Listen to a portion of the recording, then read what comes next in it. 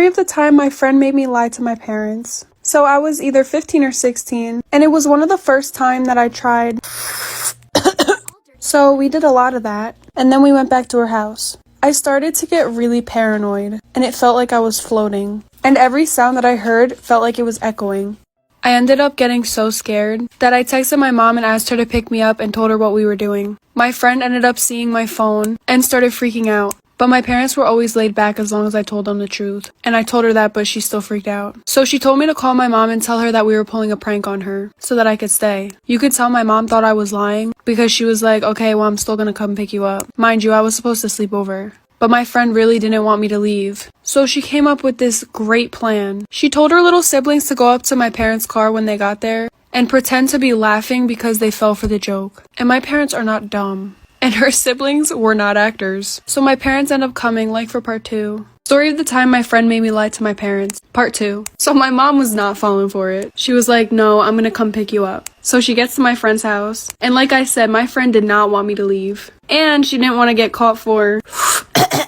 So she came up with this elaborate plan that her little siblings were gonna go up to my parents' car and pretend like they're in on the joke. Like I said in my last video, her little siblings were not actors. All 3 of them were under 10 at the time. So before my mom came, she rehearsed with them what they were supposed to say. She wanted them to say, oh my god, that was so funny. You guys fell for the joke. My sister and Mia told us about what they were doing and we thought it was so funny. We didn't know that you were gonna come pick up Mia. But instead, they started to fake cry. And it's so obvious when a child fake cries. They were like, please don't take me away. This whole thing was a prank. It was so obvious, so I was like, I'm just gonna go. So we get in the car, my mom looks at me, and I was like, she made me do that so she wouldn't get caught.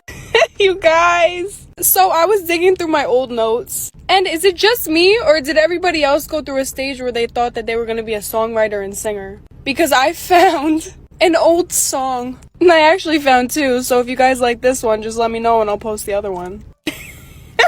So, this was in 2017, so I was 16. Definitely not gonna sing it, but I'll read it super dramatically. If his love was real, he wouldn't look at her right in front of you. Can't change him, no matter how hard you wanted to. Stop settling for what you wish was perfect. It'll come your way if you deserve it. There's no rulebook to follow. Didn't mean to dig so deep, but love ain't shallow. If looking was cheating, then I'd have a reason to leave you, babe. Only proof I have is my suspicion. You got my heart in bad condition, but staying with you was my decision. Hey guys, let me tell you about how I got my car taken for a week. So as we all know, when you first get your car, especially if your parent paid for it, they used to be doing the most when it comes to where you can go, going straight there and back from somewhere. So I got my car, and I want to say it's probably like 2 months into me having it. Now, I am trying to go places. I'm not trying to eat no more pizza and wedges at the school lunch. I'm trying to see what Panera Bread is talking about midday. So I remember one day we all just was in the guidance counselor. When I say we all, me and my homegirls, and then a few people from like senior year. And mind you, we are senior year of a half a day, so you're not even worried about the fact that it's lunch. You know what I mean? You better go home. I remember my lunch period was almost done, mind you. I'm still there talking to them. They ended up saying last minute, yo, Panera would hit. And I looked over and I said, Panera would hit right now. So that was the beginning of where it all went left. So I was like, let's just go out now, because I was used to sneak out of school, but I would normally sneak out right in the beginning of the lunch. So we sneak out, we have to walk like in behind the building through these freaking trailers, because if you walk through the trailers, it's like, this is regular. So as I'm walking through the trailers and get into the car, I already get that feeling in my chest, like, hold up, I'm playing too much. So we end up going to Panera. Panera is 12 minutes, where no lunch is like 15. So after we get down there to Panera, we end up ordering. Why do we see one of the teachers there? He's like, I don't see you, you don't see me. Mind you, he thinks that we're all seniors, because, you know, seniors can get out anyway, so like, no big deal.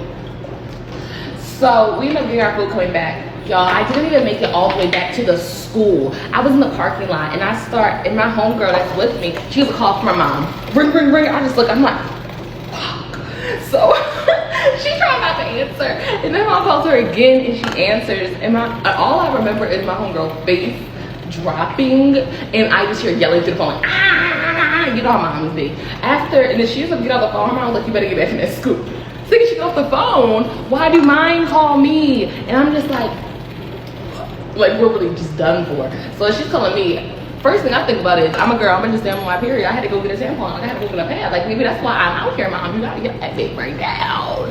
My mom was not going for none of my BS. So I'm trying to tell her, like, I had to go to the nurse to get a da-da-da. My mom was like, I don't know where you at. I don't know what kind of food you just got, but you need to get your pussy fast.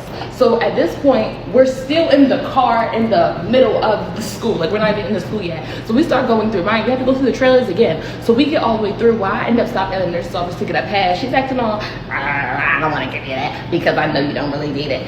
Girl, you do not hand me this pass before. So I go finally get a pass. I end up going to the nurse's office. Going back to class.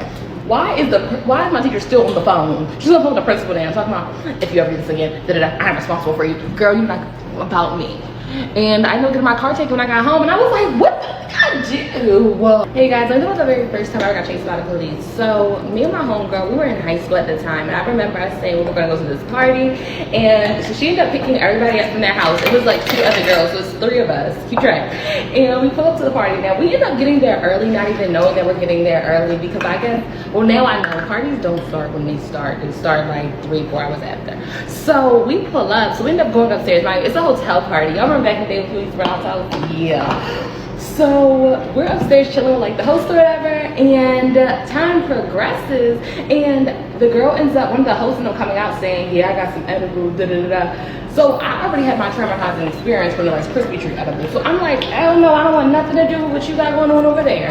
But my homegirls end up taking the edible, y'all. Now, as we all know, I think it's a little hair, yeah, inside of the edibles they've been making lately more than, you know, TH.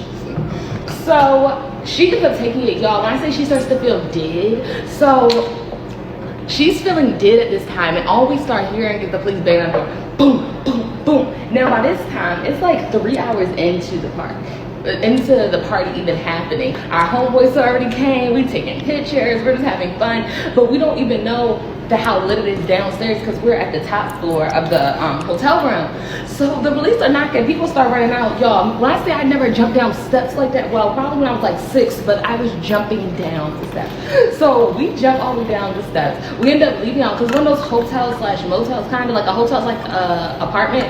So like, you can you're outside already. Y'all, by the time we get outside, I want to say we're surrounded by like 7 police cars in this freaking hotel, because the hotel is known for having parties, and the police know like if one comes down, just bring a whole lot. So at this point, they're trying to catch everybody for underage drinking. I am about 16 at the time. So we all are running. My friends feel dead, both of them that I'm with, and we get in the car, y'all. When I say I go in the back seat and I lay down, and my other homegirl, she's like 5'6". When I say I never seen that girl get that low in her life, she was like this big. So we all are at the bottom of the car. Now we're just busting out laughing at this point, because we're laughing at the fact that we're even in this situation and how we're all scared. So we all think that the car is soundproof, but the car is not soundproof. They start laughing, yo. I remember us waiting there for like 30 minutes, then we started driving home. Now I live in the woods, so since I live in the woods, you have to go down this long, windy street. Mind you, her brain is gone by this point. So as we're going down, she's like, this road feels like it's never gonna end. Are we in a, why is the road not ending? And the paranoid stuff. And I'm just in my head like, this road do feel like it's long, and if I feel like it's long, I know you feel like it's long because you gone right now. We ended up making it through. She got me to my house. Y'all took me forever to get my keys, and my mom still don't know. Another movie recommendation. Gerald's Game is a movie about a couple who goes on a vacation getaway to spice up their relationship with some kinky sex stuff. Her husband handcuffs her to the bed just like that and tells her that if she screams that nobody can hear her, because they are in the middle of nowhere. As she's still handcuffed, they end up getting into an argument, and he ends up having a heart attack, falling off the bed and dying. And she cannot help him because she is handcuffed to the bed. She's all alone, nobody's coming for her, her husband is dead on the floor, has no food and no water. As she's handcuffed to the bed for days, she starts hallucinating and gets visited by a few creatures. How is she gonna get out? How is she going to free herself from the handcuffs? She doesn't have a key, and she is locked in very tight. Some parts of the movie are really strange, and at the very end you're like, what the heck? I really like this movie, and everybody who I know who has watched this movie says that it's one of their favorite movies. It's a Netflix original, so if you want to watch it, it's on Netflix, and I definitely think it's worth the watch. And it's rated R, so